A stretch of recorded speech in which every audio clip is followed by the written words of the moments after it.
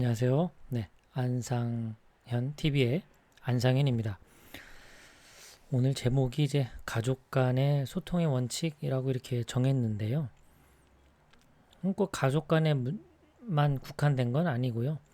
인간관계 전체에 해당되기도 하는데 최근 이제 코로나로 인해서 가족들이 집안에 모여 있는 시간이 많습니다.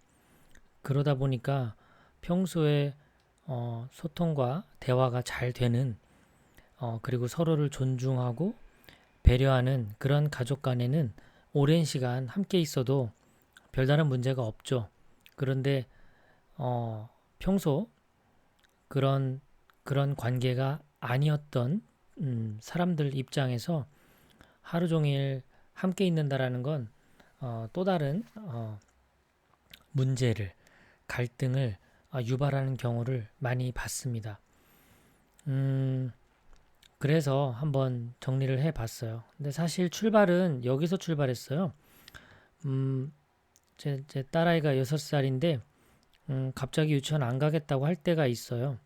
정말로 유치원을 가고 싶지 않아서일 수도 있지만 부모와 함께 놀고 싶은 마음도 있고 떨어지고 싶지 않은 마음도 있을 거고 또 때론 그 점심 밥을 먹는데 남기는 거에 대해서 선생님이 이제 자꾸 꾸지람을 주니까 그 점심시간이 두려워서 안 간다고 하기도 한다든가 또 함께 놀이하는 친구들 중에 한 친구하고는 친한데 또 친하지 않은 친구가 있어서 그 친구와의 또 관계 때문일 수도 있고요.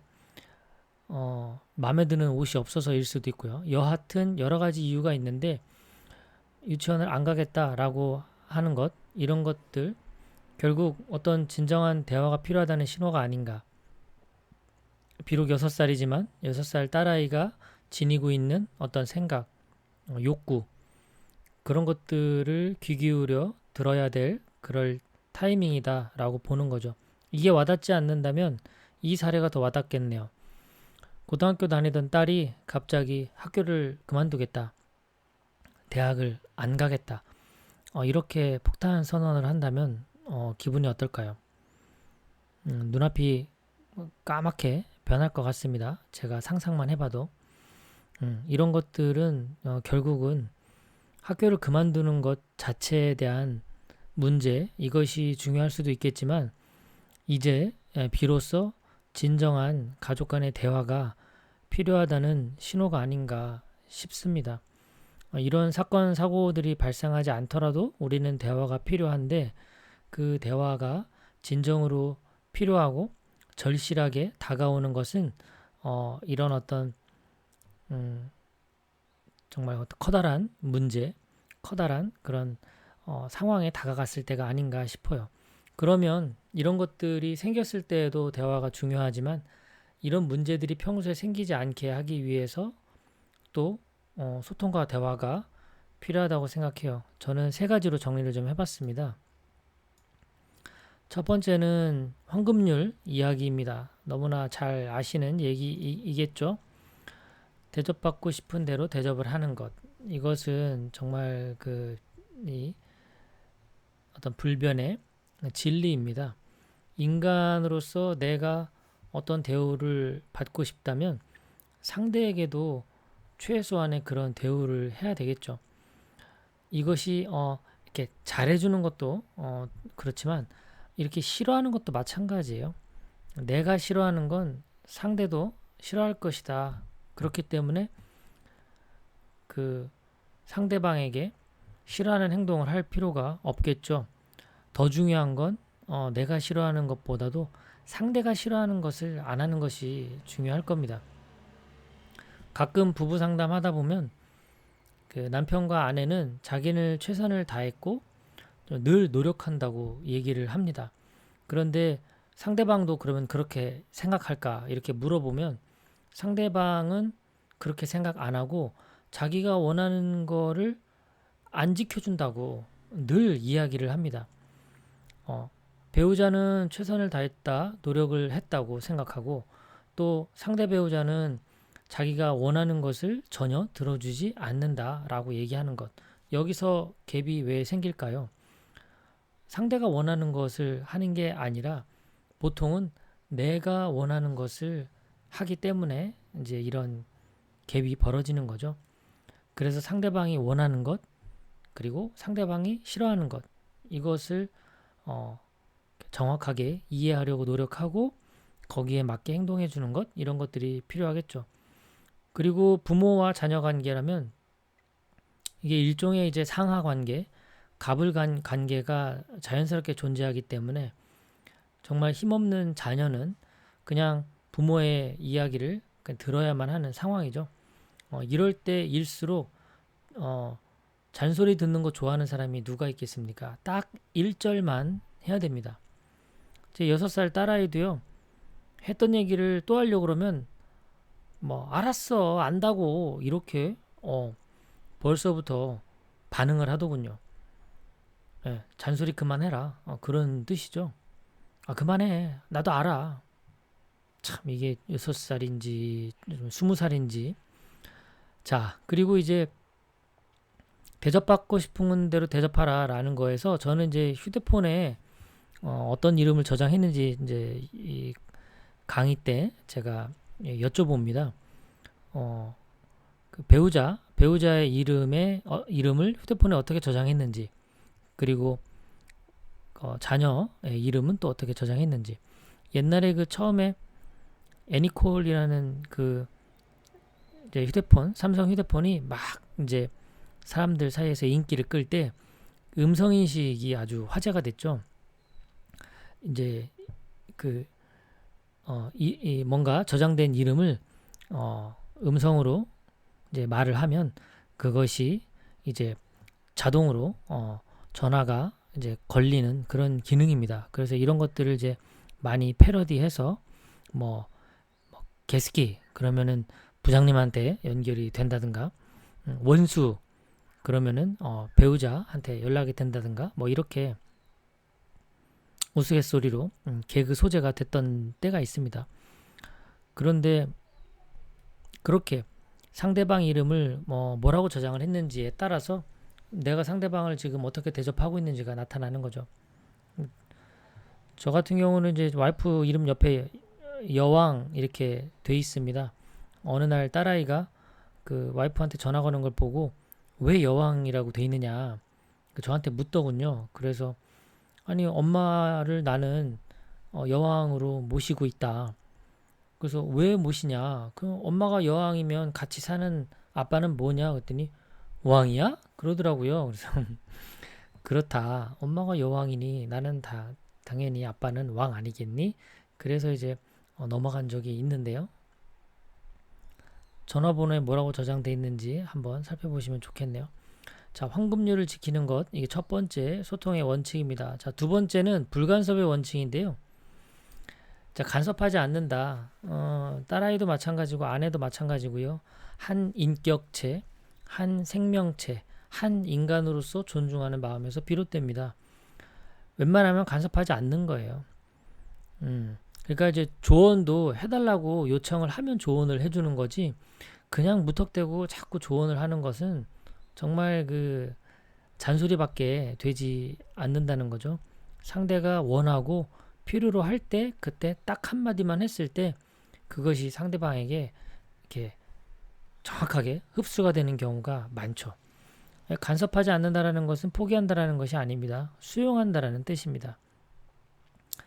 내가 간섭하지 않다. 이렇게 방목형 부모님들이 보통 이런 걸 잘하죠. 우리는 자녀 교육에 간섭 안 한다. 자녀들 간섭 안 한다. 뭐 몇 시에 들어오든 상관 안 한다. 이런 것들이 자칫 포기하는 걸로 보일 수도 있거든요. 그런데 여기서 불간섭이라는 뜻은 수용한다라는 뜻입니다. 상대를 인간적으로 믿고 기다려주는 것, 이런 개념에서 출발하는 거고요. 이 개념은 코칭의 철학과 비슷합니다. 불간섭의 원칙이 코칭의 철학과 비슷한 건 코칭에서는 그런 생각을 갖고 있거든요. 상대방이 문제에 대해서 가장 잘 알고 있다고 생각을 해요. 그래서 질문을 통해서 상대가 문제를 파악할 수 있게끔 유도하죠. 그리고 그 문제를 해결하는 방법을 찾을 때에도 상대방이 가장 잘 알고 있다고 믿고 있어요. 그래서 그 해결책조차도 상대방으로부터 찾을 수 있게끔 유도하죠. 그러니까 코칭은 이제 돕는 거라고 볼 수가 있겠죠. 자, 그리고 마지막으로도 상대방이 그 문제를 해결할 잠재력을 갖고 있다는 믿음도 있어요. 그래서 정말 적극적으로 후원하고 격려하고 이런 문제들에 대해서 기꺼이 대화를 나누는 사람이 코치들이죠. 정말 중요한 역할인데 사실 이 코칭의 기본 철학은 부모가 자녀에게 해줬을 때 정말 탁월합니다. 그리고 직장 상사가 부하 직원에게 했을 때에도 정말 탁월한 효과가 있죠. 내가 함부로 간섭하지 않고 상대를 믿어주면서 너가 문제를 제일 잘 알 것이다. 너가 그 문제를 해결할 방법을 알 것이다.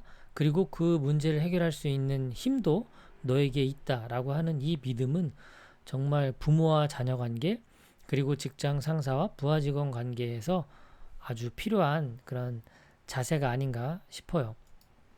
얼마 전 도쿄올림픽 폐막을 했습니다. 굉장히 인상적이었던 경기들이 몇 가지가 있었는데 여러분들도 뭐 기억에 남는 경기가 있나요? 저 같은 경우 여자 배구가 좀 기억에 남습니다. 특히 한일전 정말 손에 땀을 쥐게 하는 정말 그 마지막까지도 긴장을 늦출 수 없는 그런 경기였는데요. 정말 그 영원한 정말 라이벌이라고 볼 수가 있겠죠. 한일전 5세트에서 몇 점 차, 한 4점 차인가로 뒤지고 있을 때였어요. 그때 이제 박정아 선수가 이제 스파이크를 성공시키면서 분위기가 탁 전환이 돼서 결국 마지막 김연경 선수의 스파이크로 이기게 됩니다. 우리가 한일전 이기게.